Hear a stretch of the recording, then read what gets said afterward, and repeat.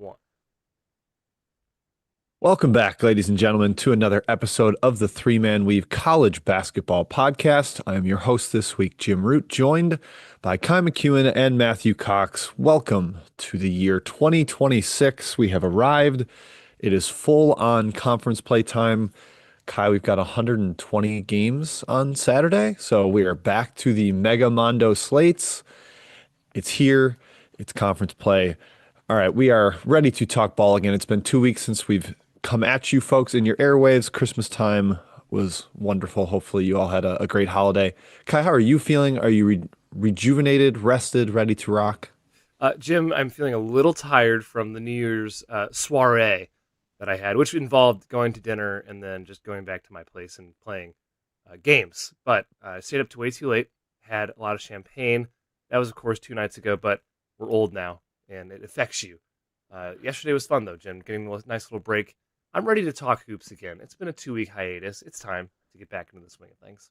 You're a little antsy. Matthew is not currently present on the record. He is in the Zoom machine. He has joined us, but oh, there he is. He just sat back down. So, hey, what do you know, ladies and gentlemen? Maybe we'll even get graced with a Matthew Cox hello in 2026.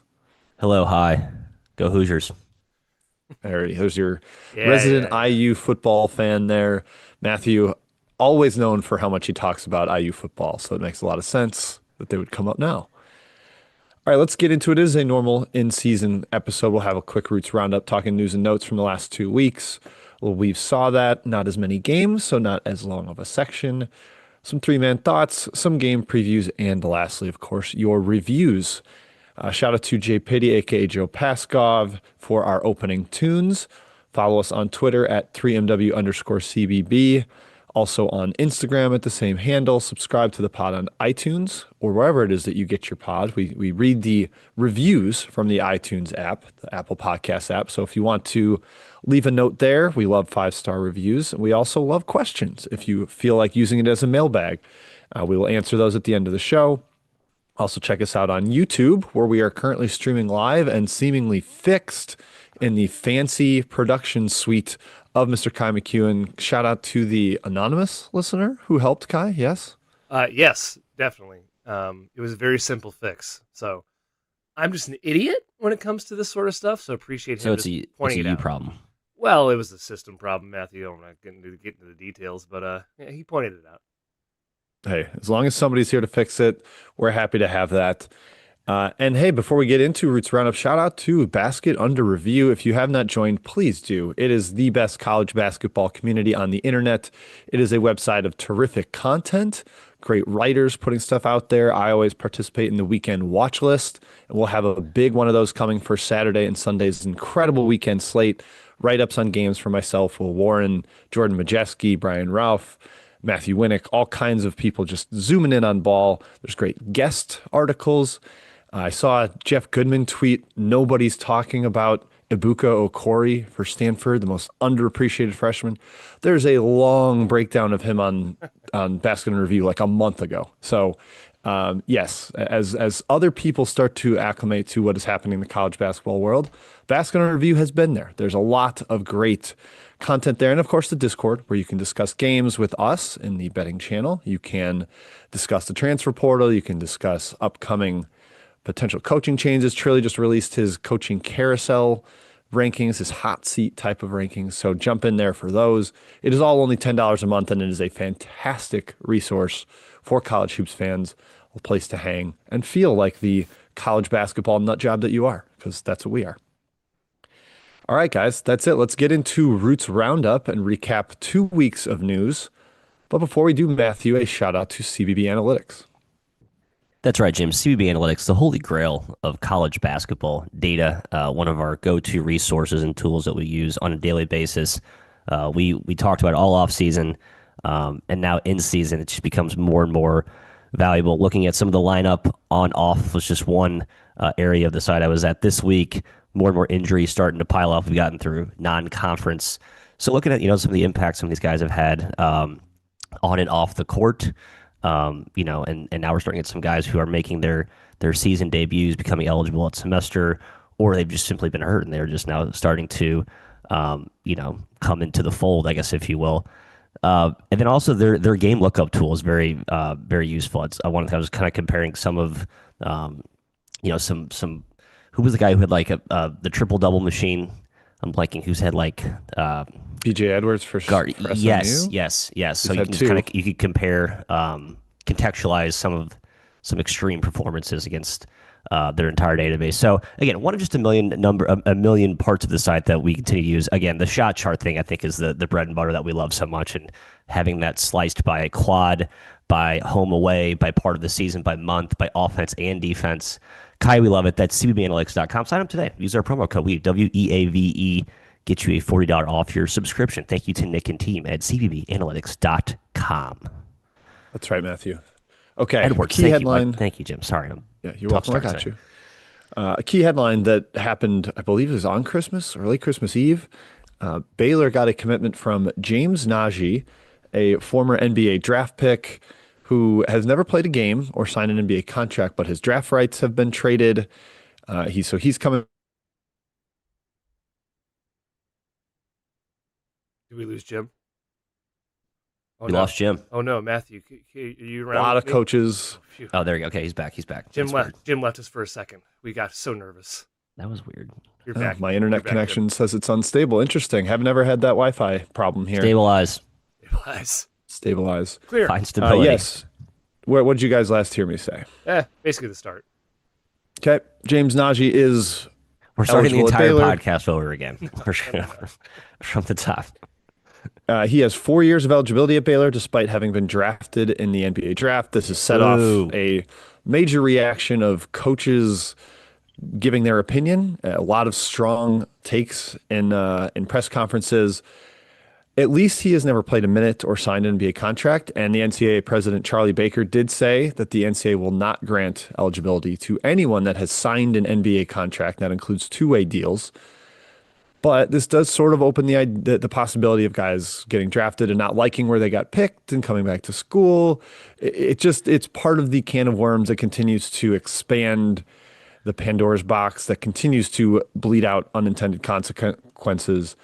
Kai, where do you land on this? I myself am disappointed and think I don't know, it's just kind of cheapening the sport a little bit. I know a lot of people have gotten there faster than me with the way the portal has operated, but this one just kind of hit me to my core. Disappointing is a good word, Jim. Yes. I don't think this should be allowed.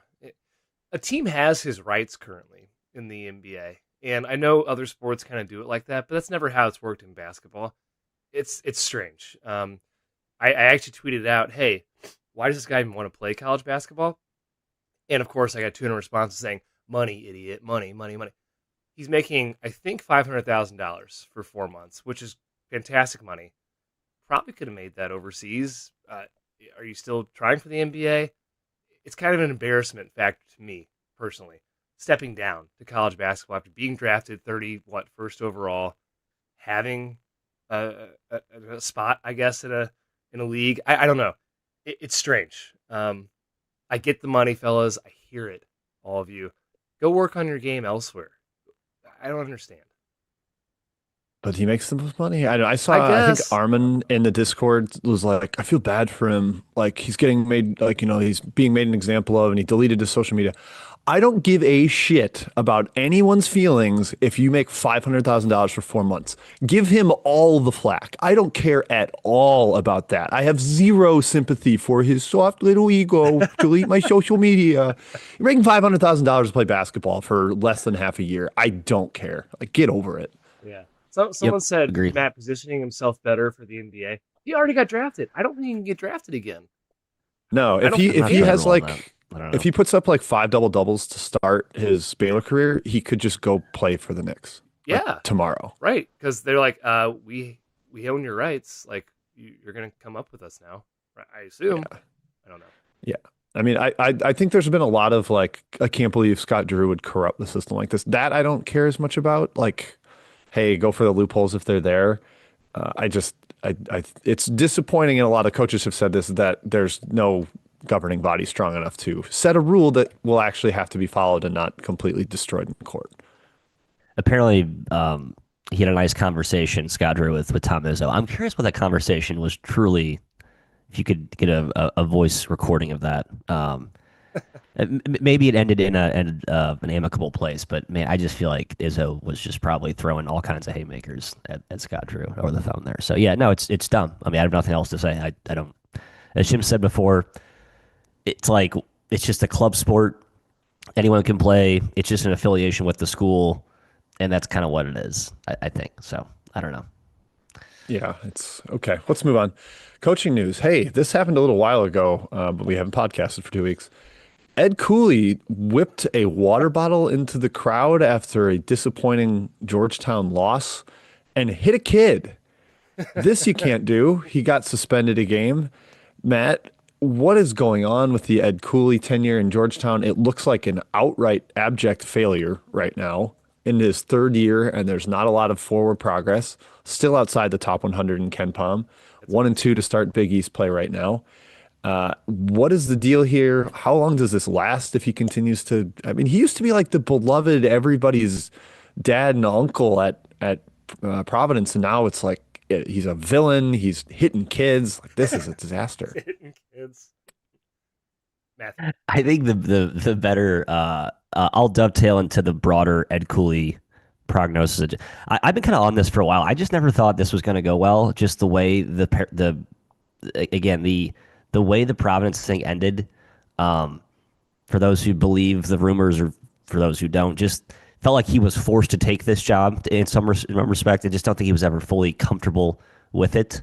Um, and yeah, I mean, this year the roster was like, okay, all right, here we go. Kind of a good start. Got that big Clemson win, 4-0.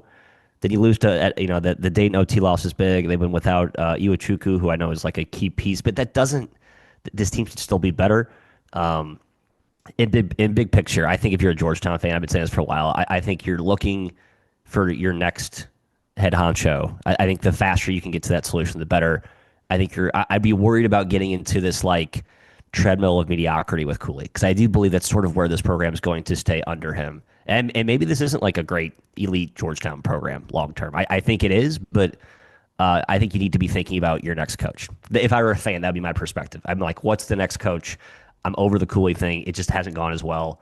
I've made up my mind. Next page. Find John Thompson the third's kid. John Thompson, the sixth. As Trilly pointed out in the Discord, like if you are not named John Thompson, you haven't succeeded here. Like Craig Esherick, no. Patrick Ewing, no. Ed Cooley, no.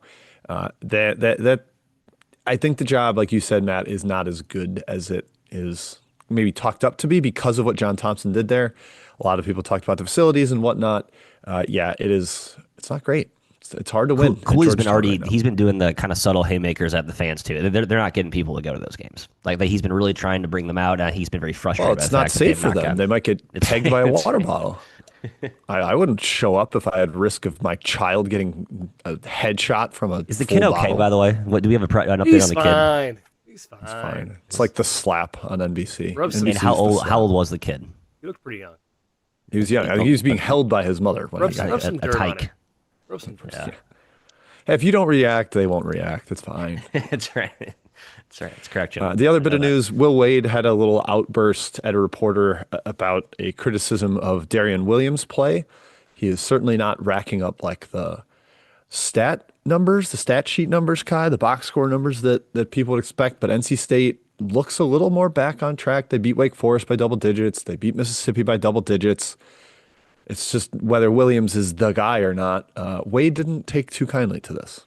Yeah, I don't know if you guys saw this. If you're out there, if we were a professional podcast, we would just play the clip. But go Google or search on Twitter, NC State, Will Wade, Darian Williams question.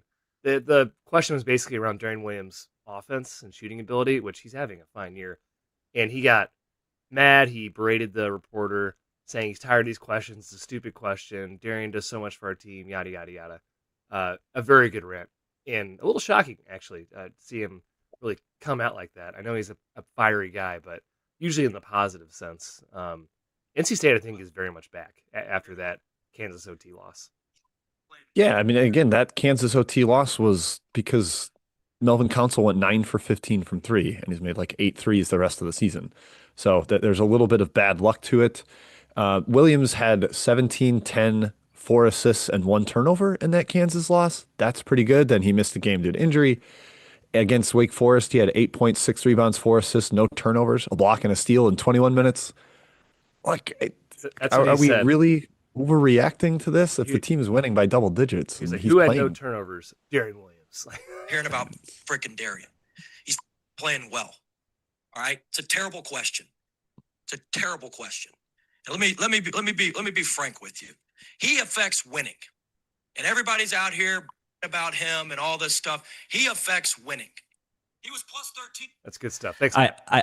I like Will Wade. I did. Oh, I'm in on this. I do too. I'm in on this team. I think they're just fine. I love that he really, like did the existential sky is falling to kind of wake up his boys. So yeah, I would not want to play this. Like ACC needs to be on high alert for this I team. really like when coaches like work themselves into a lather on a question where they're Yeah. like, I'm mad about this. I'm getting madder. I'm really mad now. It's like it just completely set themselves off.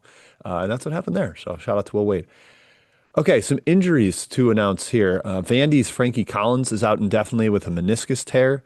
We're going to talk a little more Vanderbilt and one of Kai's thoughts, so won't go too far in depth here, but a key piece in their perimeter pressure, shot creation department.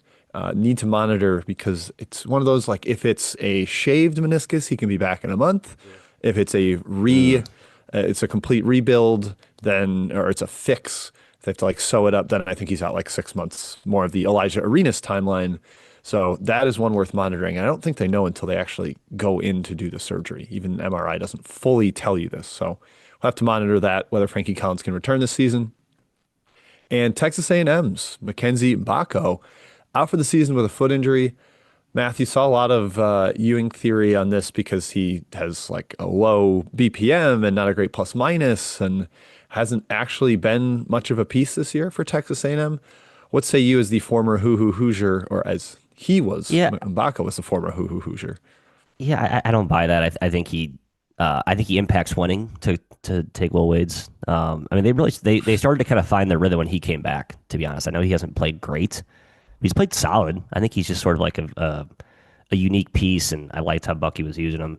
They are deep, but I don't buy the Ewing theory. I think they're gonna take a little bit of a slight adjustment period to kind of retool some rotations without him, but we'll see. It's more minutes for Zach Clements, Kai. That's big. My guy. Man, he's still around, huh? Amazing.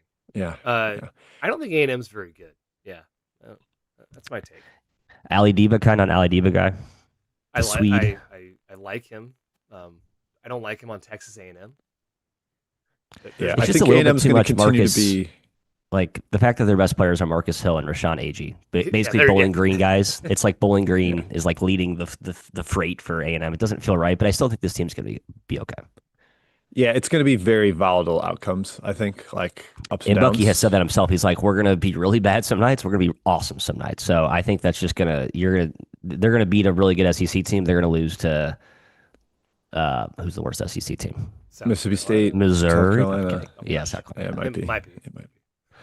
But yeah, I mean, just like they lost to Oklahoma State by 25 on the road. Then SMU on a neutral court took them to OT.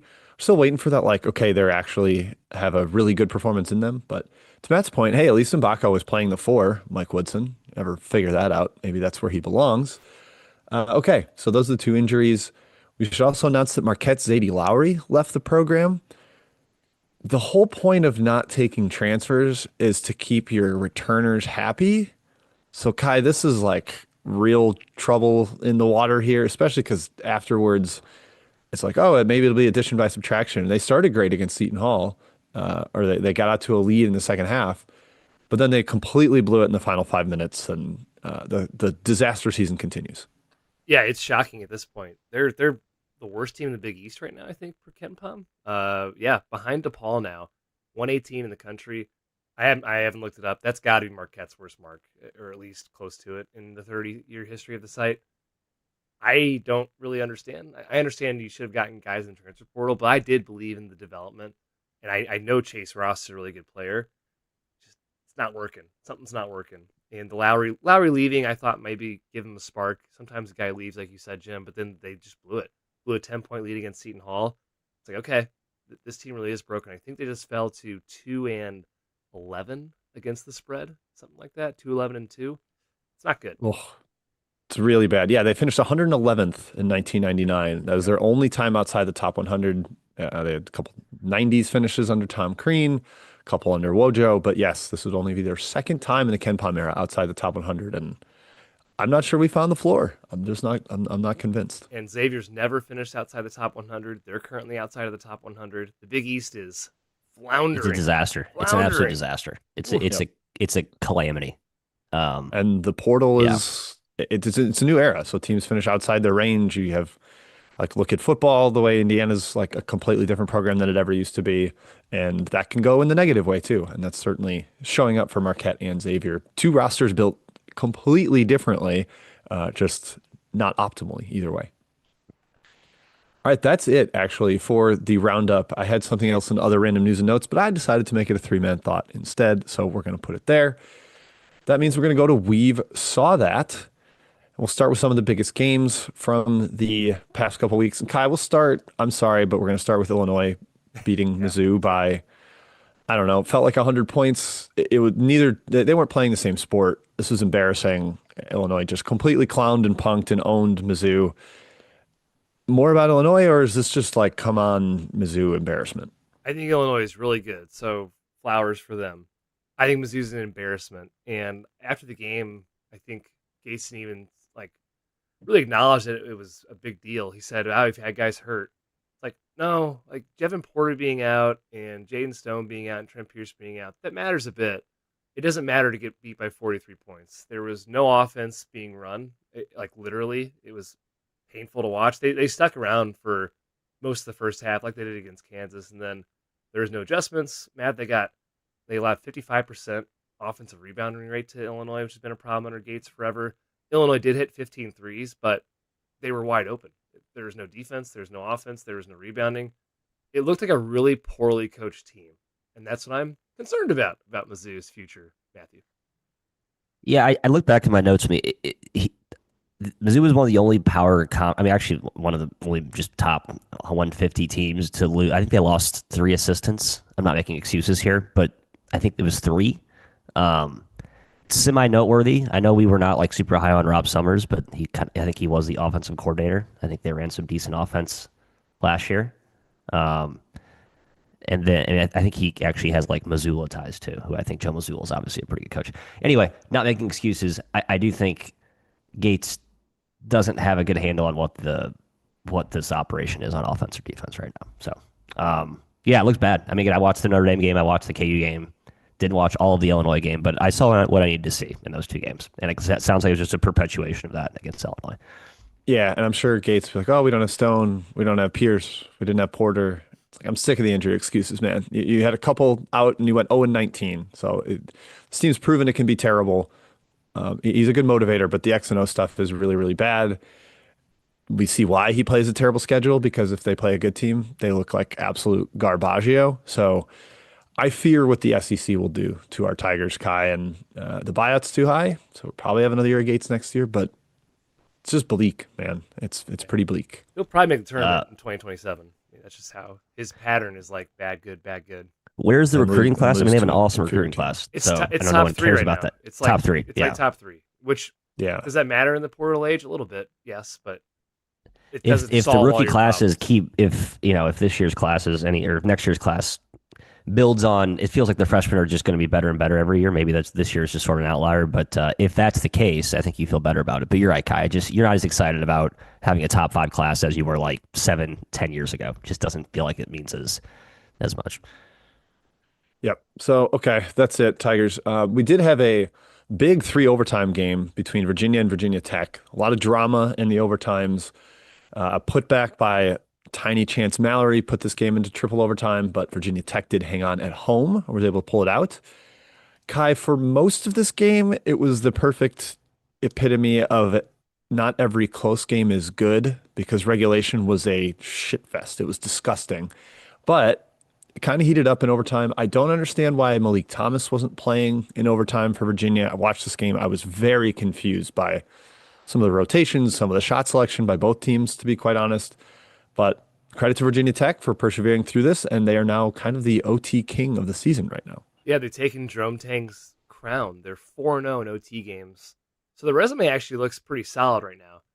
But it's funny, Matt, if you switch those OT results, it's a loss to Elon, South Carolina, and Providence, and suddenly their resume looks horrible.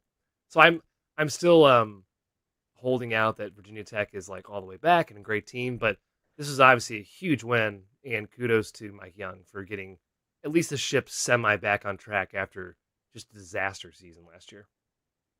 Yeah, no, Mike Young's firmly back in the track toward 10-11 bubble-ishes team, which is the fun ace. That's the fun destiny that we love about Mike Young and Virginia Tech. So I hope that's where they land. I think the ACC is a little better than we thought. I think there's enough quality, enough meat on the bone in terms of opportunities to solidify a tournament bid. Because I mean, right now there's all Q2 beef. I think Virginia probably be a Q1 win, but I don't think there's any guarantee of that though.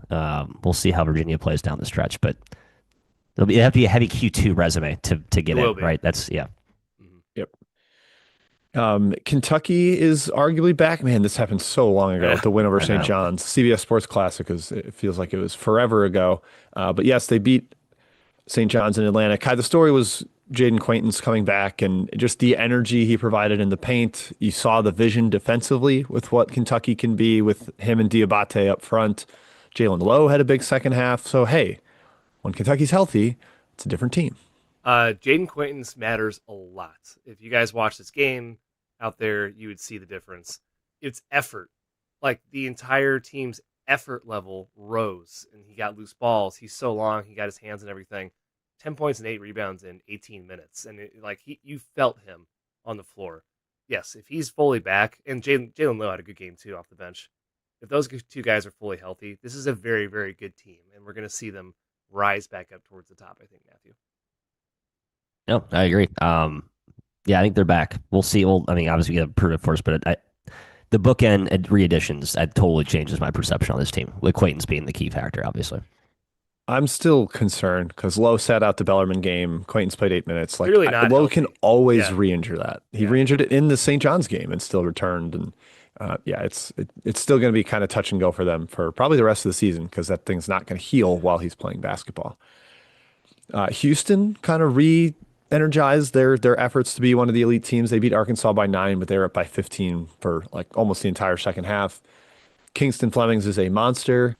Matthew, comment on either of these squads. Worried about Arkansas away from home, or is this just Houston kind of re-emerging as a title threat? No, I like both teams a lot. I was actually on Arkansas in this game. I mean, Houston's they've had some bumps in the road that they've kind of messed. They haven't been as dominant against middling teams as they have been, which I think maybe points to like this team's not as good as prior teams. But I also think we've seen the ceiling, which we've always talked about with their freshmen and how good that class is. And the Arkansas game was, I mean, to put 94 points. I mean, that's like there is an offensive gear here. And I don't always love their shot selection. It's been a problem with Samson teams for a while now. But still, they are. I now see the ceiling. I think the Arkansas game was kind of a telling case for me. I will mention Houston in one of my three-man thoughts, so there's a little bit more to come there. Also, Purdue smacked Auburn by 28. The Boilers are definitely one of the elites, top 7 teams. Braden Smith continues to be incredible, and they're just so dominant with their execution offensively, their offensive rebounding. They are the number 1 offense in KenPom, and they actually are top 16 in defense too, which is not really what many expected coming into the year.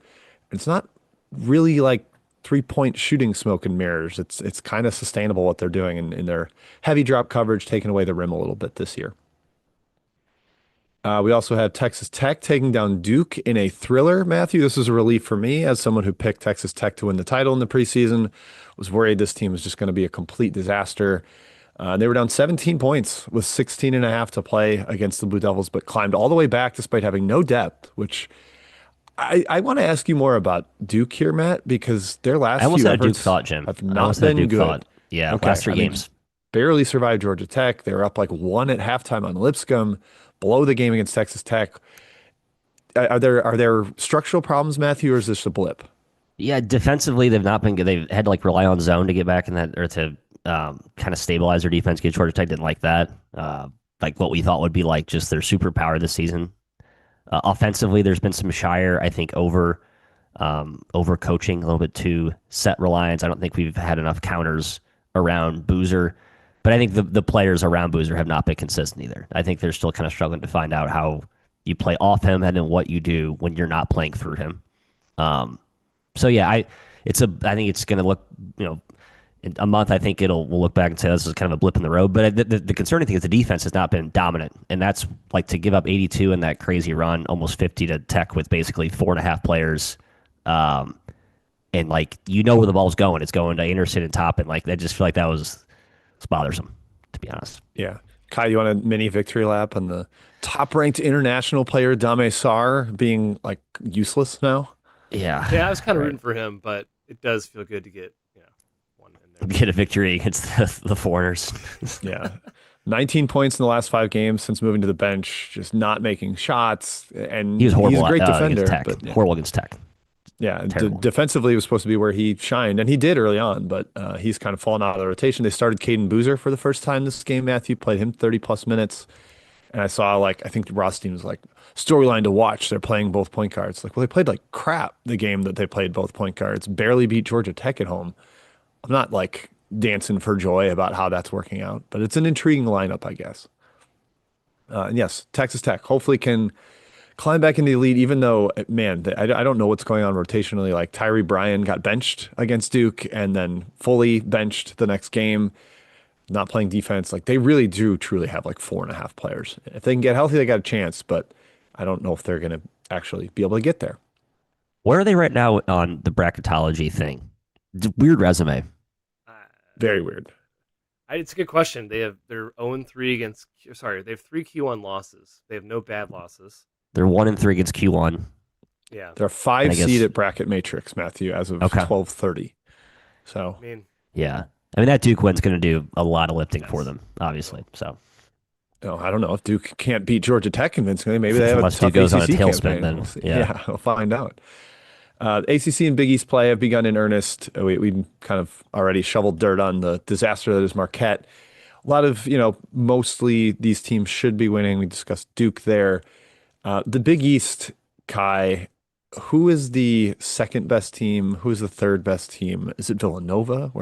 How are you ordering It this? might be. I still think St. John's is the second best team, but if you look at their resume, they don't have. They have two. Would you say power wins? Ole Miss is not good, so I don't think that's going to age very well. The Baylor win on neutral floor is their best win. I've been impressed with Villanova. Kevin Willard, hey, good coach. I'm Creighton's 3-0 in the conference, but I don't think they're awesome. It's going to be a 3-bid league again, I think. Maybe 4, I guess. Ironically, Jim, they might get more bids than they did the year UConn won the title, and this is an objectively worse conference. Yeah, just because the bottom half is probably gonna get like, I don't know, I won't say a number, but not a lot of wins against the top half because Marquette, DePaul, Georgetown, Xavier, and I kind of want to put Providence down there are just not very good right now. And I think Friars fans wouldn't object to that. So shout out some individual performances here. Big stat lines. We had triple doubles from AJ DeBansa. His 33, 10, and 10 on 11 of 13 shooting against Eastern Washington was insane. He has surged to second in like player of the year odds. He's only third in Ken Palm player of the year because for some reason Josh Jefferson continues to get disrespected in betting markets, straw polls. I don't get why he is not right squarely in that mix for an undefeated team with what he's doing. But Devansa has been incredible, and this triple double line was exquisite. And as Matthew mentioned, BJ Edwards of SMU had his second triple double of the year, 21, 11, and 10 against Cal State Fullerton. Playing really fast against bad competition is a good way to find triple doubles in your life. And BJ Edwards has been able to do that twice now. So, hey, credit to him. Respect. That is impressive. Also, we'll mention Jay Glover, or excuse me, Birkit Beruktunchel. I think we already mentioned the Glover triple double. He had 12, 11, and 10 against North Dakota for Nebraska. So, hey, hat tip. It's not as impressive of a triple double, but it did happen. So, we'll mention. Not a ton of like terrible losses over the week, but I wanted to call out Colorado losing at home to Northern Colorado because there was a lot of skepticism of the talent of this Colorado roster, but then they had a fairly strong start. And you lose to Stanford on a neutral, the Obuko Okori free throw game, And Northern Colorado at home, Matt, a team that was 100 spots lower than them in KenPom, and a local rival, of course. Just a little concerning. I think Colorado's crashing back to earth. Yeah, I mean, they just never had a really high ceiling. I thought that Boyle got off to a really nice start. I think he deserves a ton of credit for, like, in my opinion, maximizing what was just on paper just an okay roster. Got some good freshmen to really step up, but I think this team is just it's a small margin for error when you're relying on youth and your upperclassmen aren't exactly like mega talented. So, um, and obviously they got to get outside the confines of the mountains for conference play. And I think that there are some bad losses coming when they leave. Yep. As you mentioned, Matt, the freshman Isaiah Johnson's been He's been great. brilliant, unbelievably. At 25 against Northern Colorado, did all he could, an efficient 25, but unfortunately not enough to get the victory there for the Buffs. All right, that's it for We've Saw That. Let's get into three-man thoughts, Kai. But before we do, shout out to Home Field. Hey, Home Field Apparel, Mr. McEwen. Yeah, home field apparel. Our old buddies, our old pals. Not wearing home field apparel today. That's rare. I usually always do. I have so many shirts and hoodies and joggers, and heck, I even have a Mizzou jacket, and it rocks from Home Field Apparel because they're the best. HomeFieldApparel.com. That is where you can find millions of very, very cool college gear. They are Indiana-based, Matthew, so they have plenty of Indiana football Rose Bowl gear, plenty of other Indiana football gear. Don't worry, Purdue fans. They got plenty of stuff for you as well. Very cool designs. I wish I could buy the entire store. Every year I ask for a random home field shirt for my Secret Santa gift that my siblings and I do. This year they got me North Carolina. I don't know how I feel about that so much. I was a fan growing up, but hey, I'll take it. It's a comfy shirt. It's cool. I'm going to wear it. HomefieldApparel.com is where you can go to shop all these comfy shirts. Use our promo code 3MW at checkout to get 15% off your first purchase. And just go buy their stuff. They're awesome. HomefieldApparel.com. Home Field, wear one for the team. Kai, right back at you for your first three-man thought. So stay sharp on the mic. Okay, let's go Vanderbilt. We mentioned it. We teased it in the opening here. I'm starting to think, and now I know I'm late to the train, fellas, and despite the Frankie Collins injury, I'm starting to think Vanderbilt, might indeed be a contender, we'll say. Seventh right now in KenPom. They just beat Wake Forest by 31 points. And Wake's not an awesome team, but Wake also hung with Michigan and almost beat them when Michigan was free their dominance, and we'll get to Michigan as well. Another one of my thoughts. But Wake hung with Purdue too. Yeah, Purdue, yeah, impressive, and they're of course inconsistent. But still, Texas Tech, sorry, not Purdue. Yeah, Texas Tech, whatever. They're playing good teams. Vanderbilt, 9th in offense, 13th in defense. Both those stats would be the best in program history in KenPom, probably in overall Vanderbilt history, for being honest about it. But in the 30 years that KenPom's been there. Mark Byington, we were talking about it yesterday when I gathered with a couple people. He's basically the Kurt Cignetti of college basketball, the way he's revitalizing a program that's never been good, pretty much. This team is just so... Yes, go, Jim. In his second year after leaving James Madison? Leaving James Madison, exactly. There's a lot of ties to Cignetti there. They're just so rock solid. They're like a Moneyball team. Duke Miles, he's a former mid-major star. He had that 1 year at OU, but he's a mid-major guy at heart. You got Tyler Tanner, the 3-star sophomore who is playing incredible. Devin McLaughlin, the undersized 5. Tyler Nickel, the ACC castaway who didn't really play in the ACC. And then A.K. Okereke from Cornell. They're using guys that are kind of unsung heroes and under-the-radar guys to be an awesome team. Now, Jim, they haven't played a top 30 team yet per KenPom. I'm very curious what that looks like in SEC play. But I bet they hold their own. I do not think they will win the conference. Betting markets have them as the favorite. I think that's a little bit of a bridge too far, especially with the Collins injury. But I am intrigued, and I can definitely see this team getting a top 4 seed in March. Yeah, I still think Florida wins the SEC, but Vanderbilt hosts Florida in the only meeting of those two, and that matters. Vandy is 5th in the country in wins above bubble, so that tells you that, yes, okay, they haven't played the elite team, but if they beat everybody on their schedule, they're still outperforming expectations. They've done that really extremely well and have blown out some of those teams. What they did to St. Mary's, what they did to Wake Forest, like that shows you the upside, the ceiling of this team. And they're absolutely one of the best watches. Like the ball movement, the sharing of it, everybody wants to get involved. They get a lot of really quality shots. And I'm not going to step on it yet, but they have The defense is a lot better than I expected, and I think it's sustainable for a couple of reasons. We'll discuss it in a little bit, but no Matt here. So Yeah, Matt's not actually, here. Kai, I was looking ahead already. Vanderbilt visits Mizzou in February. I don't think it's going to go well for the Tigers. no, no, I do not. I think it will go terribly, in fact. Yeah, Kai, I want to take that baton to discuss, last year, or excuse me, last time we recorded, I had you guys rank the elite tier, the top 7 teams. Mm. And now I want to talk about the tier after that. We discussed who we thought maybe was closest to joining the top tier. But now I want to look at this Vandy, BYU, Louisville, Illinois, Houston, Florida. How are you ordering that group, Kai? And should I have mentioned Michigan State, Alabama, Kansas? I don't know who else you want to put in there. Iowa, NC State, among any of these, St. John's, who knows? But give me a breakdown of this group. Now that we've just discussed Vanderbilt, where do they fit among some of these other offensive dynamos, BYU, Louisville, Illinois, et cetera? Well, there's a lot of good teams this year. These are a good crop of teams. I've been very impressed by BYU, so I would probably put them at the top of this grouping. Louisville completely healthy is right there. Houston's right there. I'm still a huge believer in Florida, Jim. I agree. I took the Florida to win the SEC as well when they weren't the favorite anymore, or close to the favorite. I'm a Michigan State believer because they're so sustainable on defense and the glass. I would put all those teams over Vanderbilt right now, which is a little bit counter to my point, my thought about how good they are. But I put them over Alabama slightly, over Kansas, even with Illinois right now. Wow. Okay. Yeah, Yeah, I actually think I'd go a little higher with Illinois.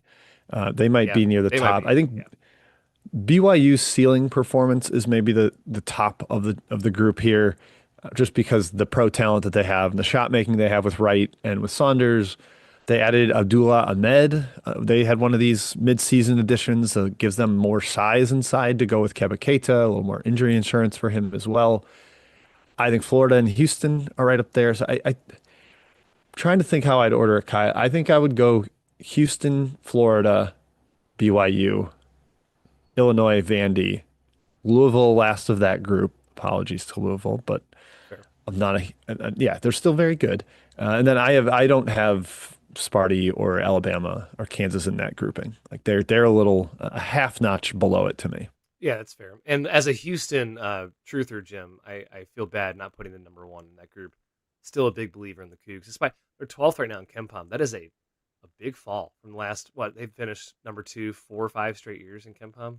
Yeah, what a tumbling for them. Tumbling.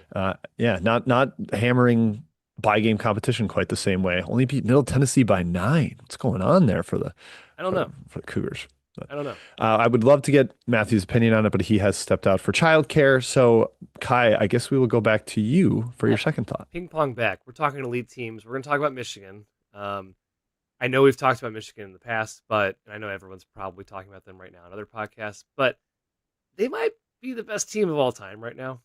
it's a very exaggeration or hyperbole thing to say, but the numbers are pointing that way. I've resisted calling them that good, but it's getting kind of scary because they just beat another team by 41 points. McNeese, who is a good basketball team. They should, okay, yes, winning by 20, no big deal. They won by 41. It wasn't even close. The last 8 of the last 9 games, excuse me, they've won by 20 plus points. In that ninth And the other game one was 18. was 18 against Maryland. The only one they didn't cover, by the way, of those 9 games. They're 8-1 against the spread too. Overall for the year, they're covering by 12 points per game. In the entire season, they started off like 0-4 against the spread.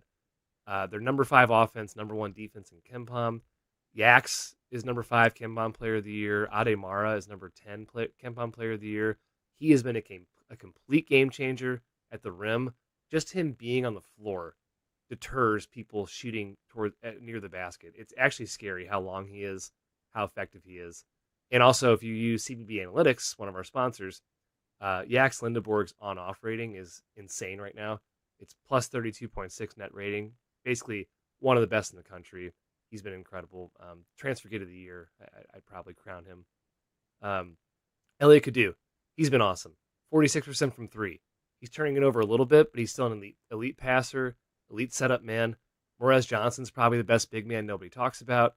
Then you have a bunch of shooters: McKinney, Kaysen, Burnett. All of them are unconscious from three right now. Will Shedder would start for most programs in the country. So would Roddy Gale. I can't say enough about the job that Dusty May has done. Matt Kempom has them going 18-2 in Big Ten play. That would be wild, but they might just be that good.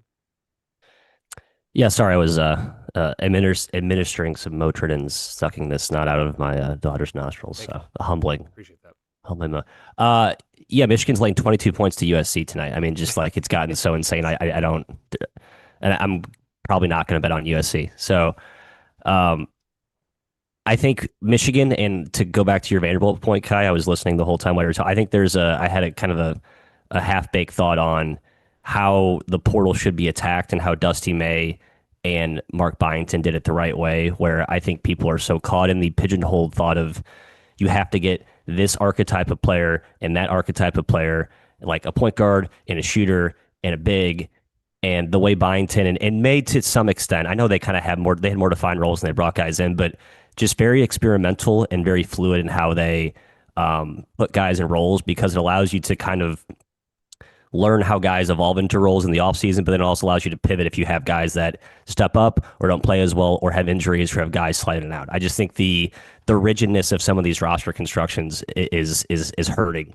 some teams. I think Kentucky is kind of in that boat, frankly. So there's a page to be taken from the Byington, especially Byington, who was very vocal about we're just basically playing guys at all five positions. Everyone's playing every other. Like it's just basically it's stretching their skill sets, and again, it's making their roster more flexible and more fungible in season. Because I think we're kind of taking for granted how many more injuries there are this year, how unpredictable some of these projections are for players. If you project a guy to going to be a certain position and he's going to be this good, I think you have nowhere to turn if that's sort of your baseline. So again, we saw Dusty May do this last year, again, somewhat this year, but Byington's really the flag bearer for this. So a thought on your thought, Kai. Thank you. Thought on a thought, hat on a hat. The one like the comparison I'm trying to think of here, Kai, with like how dominant Michigan has been, like the most dominant regular season teams that I can remember. 1999 Duke was like ludicrously blowing out teams, and then 2015 Kentucky that went undefeated up until the national title game. They weren't winning by this many, but they also played a lot slower, like 13 possessions slower per game. So it removes the chance to win by 40. If they're winning by 25, it's like almost the same thing. They started SEC play with a couple shaky efforts, OT against Mississippi, double OT against Texas A&M. But then they started kind of running the show, winning by double digits, 15 every time. Nobody's beating power conference teams, top 100 teams by 40 as consistently as this Michigan team is.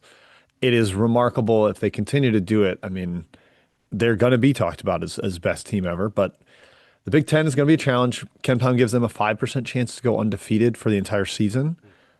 I'm intrigued by that. They've got a Duke neutral game that will loom large in February. But man, just an awesome team, and the Big Ten schedule is backloaded. So Yeah, they play. just noticed that. They've Nebraska at home, at Michigan State to end January. But beyond that, it's not like they don't see Purdue or Illinois, or I mean, those are the other top two Ken Pom teams. They don't see them till February. So the dominance is likely to continue. Yeah, you can see him starting 14, 15 to now and looking like, Yeah. okay, scary good. Yep. All right, let's go to Matthew for a thought if he has one. He is still muted on the Zoom machine, so I'm going to tell him that before he starts talking. All right, go for it, Matt. Yeah, just a quick shout out to two teams that I was pretty bearish on coming into the year, and I've accepted that they're good. To what degree of good we can litigate, but Georgia and Villanova. I don't know. I think Georgia's the better team of the two. I actually sprinkled some money on Georgia to make the Final Four future. I don't know if I feel that great about Nova's ceiling being as high, but Georgia kind of falls into that same crop as Vandy, where they brought in a ton of guys. I mean, talk about depth. I mean, this is like the deepest team right now going in college basketball, debatably. Like they're playing like 11 dudes, and they're all good. I give Mike White a ton of credit. I think Todd Abernathy has something to do with it. Brought him in, former Dusty May disciple. Totally rechanged how they play offensively, and I think this is sort of the the exhibit A on how you want to weaponize depth in the portal. You want to sell, hey, be a key cog in a machine. You got to be able to play fast to maximize possessions to get guys more opportunities. I think that's part of it as well. But I think Georgia's very real. I think their shot blocking upside with Cyril inside is crazy. Um, and then look, over to Nova. I can't believe how good their freshmen have been. It was like they had to be good for them to be good. And Kane Lewis has been terrific. I love Bryce Lindsey. And then Duke Brennan's just been a monster at the rim. And I think in that zombie conference, I think they're probably the third best team right now. About fourth, I guess I'd say. But I just want to acknowledge I was pretty low on both teams. And I think they're both tournament caliber teams right now. I think it's totally fair to call them third. They won at Seton Hall. Like if you still think they're worse than St. John's, like I do, they've kind of earned the right to at least be third best in that league. Really impressed with the 2-point defense. I thought would be a problem with lack of athleticism, like inside Hodge Brennan. That's not a bouncy group, but Brennan is so good at verticality and cleans the glass and is not out of position because he's not seeking blocks.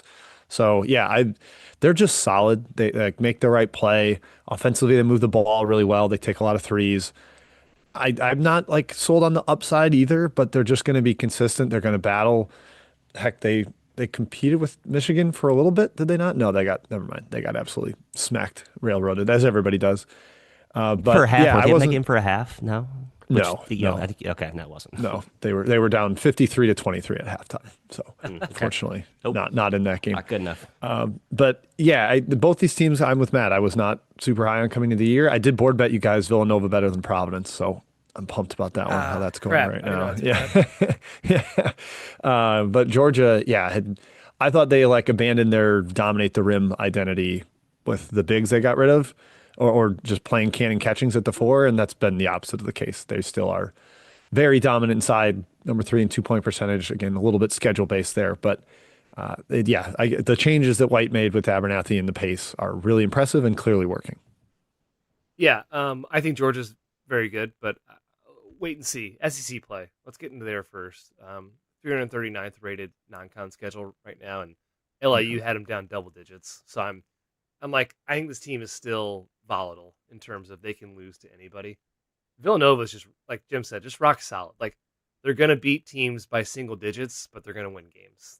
Like DePaul, they barely survived DePaul, but guess what? They won, and I think that's gonna be kind of their thing in Big East play. Win like heck 11 or 12, maybe 13 games with how bad the Big East is, and get an 8 seed in the tournament, something like that. They're both teams are built for their like where you're right. I think Nova, like you said, that guy Nova is solid. They're going to take care of business in conference play. They'll be where they need to be come tournament time. Georgia actually has more upside, and I think they need to unlock that to really put together a robust SEC resume with their youth and some of those guys. So good teams. All right, Kai, we did your second thought. We're going to go to my final thought. I assume, Matt, you only have one. That is my presumption. Just one. Sorry. Okay, no, all good. My second thought is the new KenPom metric that he debuted kind of in the dark of the night, as he loves to do. The average 2-point distance metric on offense and defense, which I think is a delight and the kind of thing I would always love to know about a team. So offensively, it tells you if a team's getting layups, rim attempts, dunks. The top 15 is rather telling. There's a lot of really good offenses there. St. Louis, top of the charts. Josh Schertz loves himself some rim and three rate. Florida's on there. Louisville's on there. Duke's on there. Even some of the mid-major powerhouses like St. Thomas, South Florida, Youngstown State, Liberty. Then you see Marquette second, and you're like, why is this team so terrible offensively? And even Air Force is a shocking inclusion here. But I guess these teams are just shooting into limbs, and they're bad finishers. Just kind of surprising to see them on the offensive side of the ball here, Kai. I might even like this stat more defensively, but we can talk about that in a second. I think it's a lot of the cutting teams, Jim. The teams that are bad, that are high in this metric, I think are over reliant on cutting for easy buckets and don't really have guys who can get to the rim and finish consistently. Like Marquette's guards just don't finish on their own dynamism well at all, right? They get good cutting. I mean, they still get some good back doors and stuff like that, but I think you don't. The teams that are good that are high in this metric have both, right? So it's a really cool metric, Jim. I was looking at it a little bit towards the bottom of the rankings. Houston, yeah. 361st. UCLA is down there. Purdue's right surprised on me. there too, I Yeah, believe. but those are like the only three good offenses that are down towards the bottom. It's very correlated. You know, how I searched for right away, Ryder, 354th. I was like, yep, that checks out. They take the longest twos known to man. To your point, though, Jim, per our good friends at CBB Analytics, fourth in the country, Marquette, in field goal attempt rate at the rim, 346th in field goal percentage at the rim. It's so bad, just nightmarishly terrible finishing. And the common thread of those three teams, Kai, you mentioned that are low in the 2 point percentage distance and still good offensively, is offensive rebounding. Like Purdue's great there, Houston's great there. Yep, there you go. UCLA maybe not elite in that regard, but it does. That's how you boost it. If your shot selection isn't awesome, you get a lot of shots and just win the shot volume battle. So defensively is where I really like this because you think, okay, 2 point percentage defense, is it automatically they have like awesome shot blockers?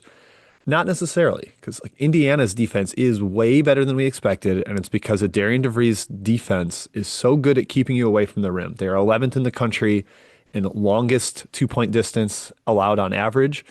But then you see somebody like Vanderbilt up here, which is like, okay, maybe that defense really is sustainable, Kai. North Carolina with their drop coverage and having Basar and all the size they have. Michigan and Purdue are the top two defenses. Yes, that makes a ton of sense. They both play like a 7'3" or 7'4" guy a lot of the time, and they certainly intimidate a lot of the defense. Oregon's up here with Nate Biddle and his long arms.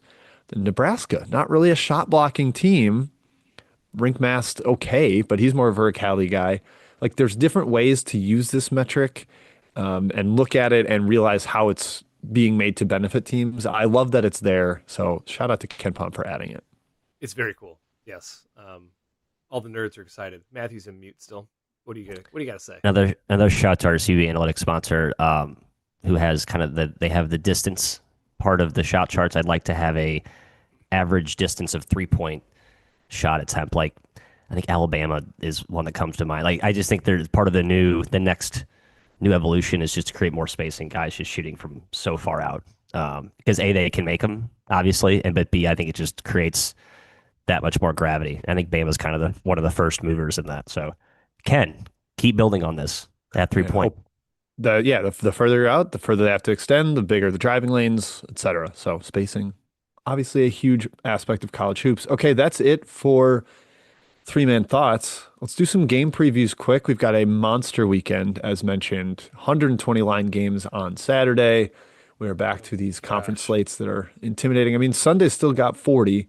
Friday's got 33. It's not like they, went completely light on us. But let's start with Friday. Big one there. Michigan State at undefeated Nebraska ball, Mr. McEwen. Can't believe I'm even saying that out loud at this point in the season. Nebraska, 1 point favorite per Ken Pom. Not actually the price in the market right now, but it's not a betting preview. We'll talk about that. We've got our best bet show on Saturday. But matchup wise, do you think the Huskers can hold up inside against this elite two-way rebounding team? Yeah, this game is tonight, so apologies for the shelf life on this one, but I believe in the magic of home Nebraska ball. I think their home juice is real, and Ken Pom's home court rating on them is actually kind of low, but it's going to be a rocking environment in Lincoln. I think Nebraska can hang with Michigan State. I worry though about the glass and about how much size Michigan State can throw at Rink Mast. He definitely still has an advantage stepping out and attacking them from the top of the key and shooting. Because I don't think Michigan State's bigs are the fleetest of foot. But I still think the boards are going to be a little bit of an advantage. Michigan State still. That's my one worry. However, Nebraska's offense has been awesome. They're a well-coached team.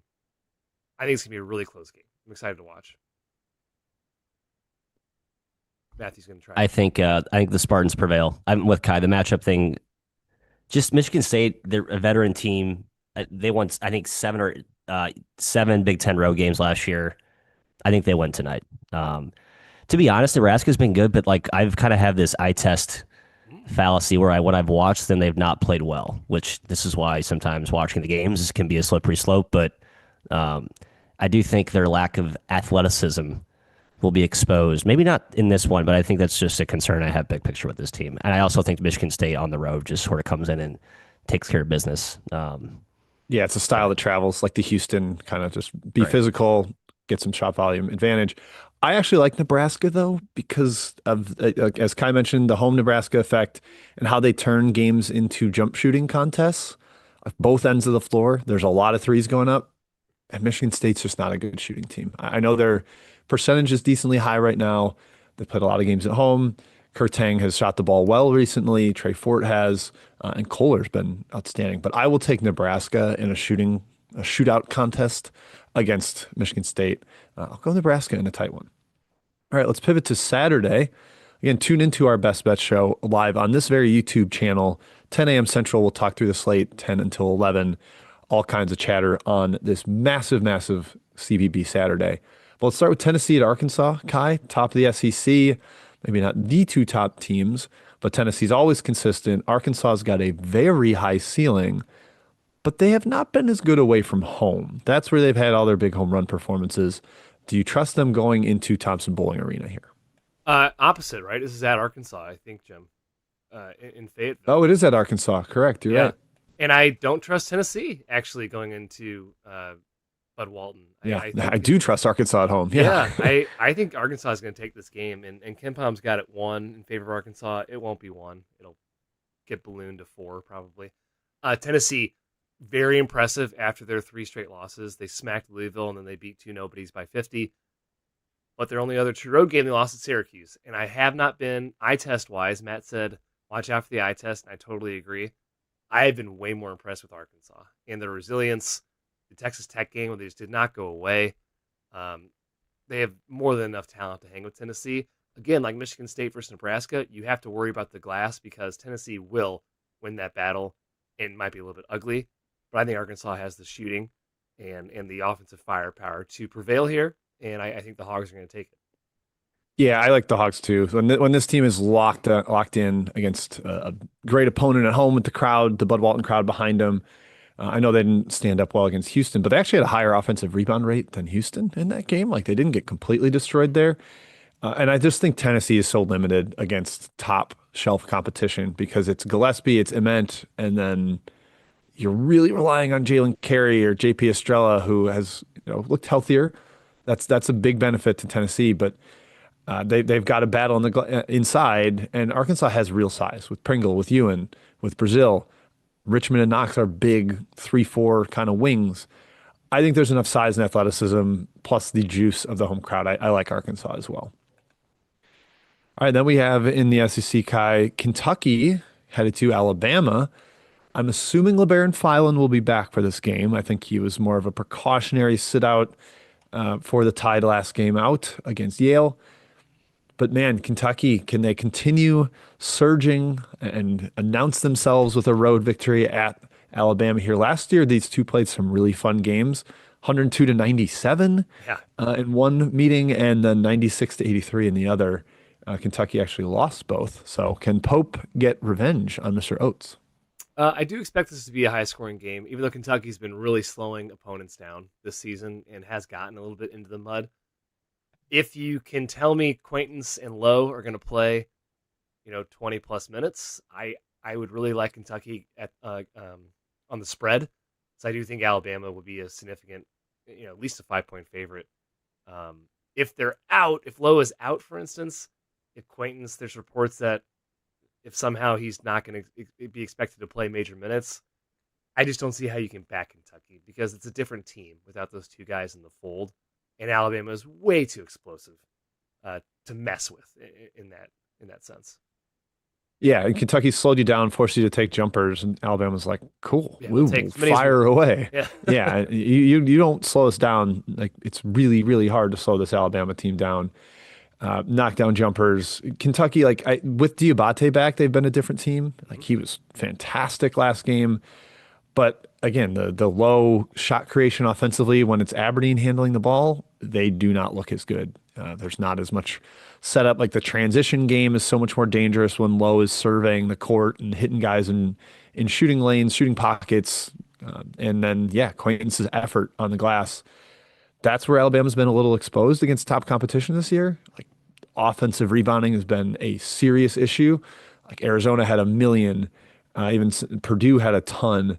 Gonzaga had a bunch. So that's Gonzaga and Gonzaga and Arizona both had 20 plus offensive rebounds. Yeah. So if Quaintance is out there and they've got a little more arsenal on that area, then I think that's where it gets hurt for the Tide. But I will take them narrowly at home. So not gonna predict the Kentucky resurgence quite yet. Then the ACC. We talked about NC State being resurgent and looking sharp. Kai, these are two teams I adored in the preseason, and they've generally been solid, both rising up into the top 30 at KenPom. Virginia and NC State. This one is in Raleigh. Will Wade just told everybody to shut up about Darian Williams' performance? Does he lead them to a victory against the Who's? I like Virginia here, Jim. The old 0-1 versus 1-0 conference battle. Virginia has plenty of time to recover from the 3 overtime loss against Virginia Tech. I think they take this one at NC State. Going to be a little upset special here. Hopefully NC State takes a bit of money. But I love the Who's new offense under Ryan Odom. The up and down. Obviously, the Vatek game was ugly, but usually it's a pretty explosive offense. NC State pack it in a little bit on the defensive end. I watched the Liberty game. They won by 40, of course, but Liberty got open shots from downtown. They just missed. I think if you give the same shots to Virginia, they're going to hit them. Virginia is very disciplined with the ball. They rebound the ball. It's a very solid, intact offense. And I think they do enough defensively to disrupt NC State. NC State has not beaten a single team inside the top 40, so I think there's still some flaws with the Wolfpack, despite having looked better the last couple games. I'm with the Who's in this one. Yeah, the last 3 games, NC State's opponents have not made jumpers, and that has really helped. And unfortunately, sometimes that's a great indicator. I think Virginia makes more shots here. They are missing Jakari White, who's Which got sucks. that wrist Yes. injury. Yes. He is so flammable. Like sometimes he'll just make 5 straight jumpers, and you're like, oh my God, what just happened? That was 2 minutes, and Jakari White buried all those. But they've still got explosion in the backcourt. Sam Lewis, Chance Mallory, Dalen Hall. Like there's shooting to be had here, but losing a guy who's shooting 50% on 60 attempts, that hurts. So that maybe is enough to push me towards NC State getting the home win. But I do fear the spot, as Kai mentioned, the 1-0 team, a little content with itself having beat Wake Forest and Virginia off that frustrating rivalry loss, maybe a little extra motivational gear at 0-1. So I will say slight NC State win. All right, that's it for previews, Kai. Let's quick do reviews. Again, Matthew is child caring, so let's finish it off with the reviews from the people. Yeah, we're going to go from the oldest to the newest. We have 3 reviews here from Effin Hawks Talk. Best CBB show out there. Thank you. He said, love the show and interacting with you guys. Shout out North Dakota, UND, for the W over Winthrop tonight. This was back on December 18th, so it's been a little bit. He said, Eli King, period. Also, Winthrop's coach is Prosser, right, Jim? Yep. Mark Prosser. He said needs to get some thicker skin. 51 is awesome at celebrating, but was easy to get in his head and fouled out. Okay. I love Winthrop has not played well recently. No, and I was down on him to start the year, and my numbers said bet Longwood last game. I said, no. Longwood hasn't looked good. Longwood beats him easily. Trust yourself. Shout out North Dakota. Shout out the Fighting Hawks. If Sather ever got guys to actually stay at that program, I guarantee they would be good in the Summit. They just can't retain guys in the transfer portal, which sucks. Yep. Poor Grayson Newellman is probably going to be the next victim. He's getting picked off by the portal. Yep. Jersey Ball says, hey, in defense of Matt. Okay. Big fan of Matt.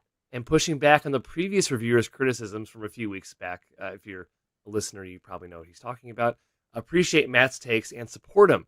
Being an involved dad for his little one. I love that. Great podcast. Look forward to it every week. He has a question. Curious, what's y'all's take on Peichel's offense? Steve Peichel, he's a lifelong Rutgers fan. He's gotten his hopes up the past few years. Understandable. But he's getting discouraged from what it seems like a lack of any cohesion or plan on offense. Seems like they're taking a ton of mid-range shots and basically playing street ball. Appreciate you guys. Jim, offense has generally been Peichel's weak point as a coach at Stony Brook and at Rutgers. He had obviously a ton of talent last year and made it better. This season, unfortunately, the transfer portal just didn't yield much results for Rutgers. The NIL situation can't be that good. And yeah, it's ugly to watch, unfortunately. I wish Rutgers was better, but kind of the state of the program, really. Their long standing program. Yeah, so the 2 point average 2 point attempt distance goes back to 2022, so five Oh, years. really? They've Cool. been outside the top 250 every single season, mostly around 300th or worse. This year they are 327th. Yeah. They don't get good shots and they don't have enough bulk in the paint to like be an offensive rebounding team that really compensates for it that way. So yeah, the ball movement's not great. They don't play in transition as much as they should when they don't have shooting. He clearly doesn't recruit 3 point shooters. You just look at the historical trends in that department under his entire tenure. I'm not a fan of him offensively at all. Yeah. He can he can coach up a defense pretty well, but that failed last year. It is failing again this year, and they're probably the worst power conference team. I was trying to look real quick and find where Shirley has Rutgers in the carousel, if he has them in the hot seat or not. Kai, give me 1 second. I'm guessing. Yeah, I'm a fan of. Need, Go ahead, Jim. he's in needs to win or it could get spicy category. I'm a fan of Peichel in general. Like he at Stony Brook, he was awesome. He made Rutgers. He got them to places where they have not been in years, maybe ever. But he's been there 10 years. Like you said, the last 2 years, including this year, the defense has not been there. Recruiting's not there, so maybe it is time to leave, or to move on from him. But yeah, offense is not pretty. Not pretty. Yeah, and like they've got I think one or two big donors. I mean, that's partially why they're get able to get Harper and Bailey, Mhm. but the allocation of the resources has been bad. The roster builds have been poor. They tried to go international this year, and Battleau and Zerno have not lived up to any sort of expectations. So it's just kind of feels like it's playing out the string in Piscataway. Agreed. Okay, finally, from Jack GP24, best CBB pod. Thank you. If you look forward J to this show, Jack GPT, Jack Jack GPT. GPT. That's what that made me think of. Maybe that's what the intention was. I don't know. If you look forward to this show every week, the Burner Ball Discord is a must. He says, I agree. BasketUnderReview.com. Check it out. He said, just bought a CBB Analytics subscription. Nice. However, a bit lost with all the information where to start, specifically finding value in wagering.